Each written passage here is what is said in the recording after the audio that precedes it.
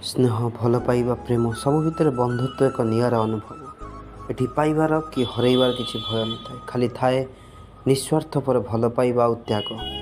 यह एक एमिति अनुभव जहाँ को वाक्य व्याख्या करने संभव नुह। तुम्हें जेते दुख जंत्रणा और चिंतार बुड़ी रही था, जदि सांगटे भेट हो जाए ता सह कथा हो केतबेले जे सब कष्ट दूरे जाई जना पड़ो नहीं।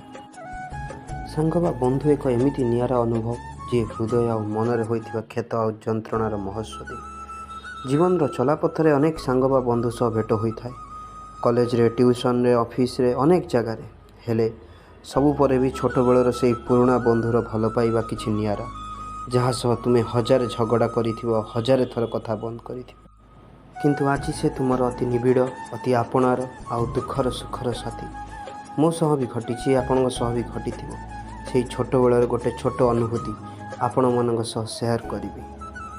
छोट बेलर भल मंद राग रुषा कौन जना न था, तथापि आम रागिच।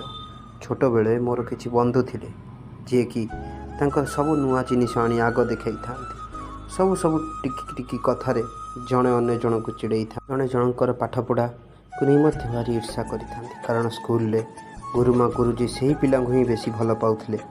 सेमिति स्कूल खेल छुट्टी रे गोटे घटना, खेल समय रे जी जीति जाए किए हारी जाए, से सब छोट छोट कथा को नहीं राग रुषा, कथा कटाकटी आउ माड़गोल, आ से माड़गोल भितर किए खेताक्त हुए बा पड़ जाए कांदिया को लगे, से समय रे सब सांग एकाठी बुझेइबा लगी पड़ती। निज टिफिन बक्स खाइबा आनी दियंती और निजर साइज रखिथिबा तांको प्रिय जिनिस आनी देई थांती। सांग चुप हो जा, मो ना काहाको कहबू ना, जहाँ अच्छी से सब नहीं जा, सब तक तोर है, प्लीज चुप हो जा। सेतबेलर से अनुभूति सतरे भारी नियारा। से सब कथा मन पड़गले आखिर लुह आसवा सह मन एक अजणा हस टे हसी जाए।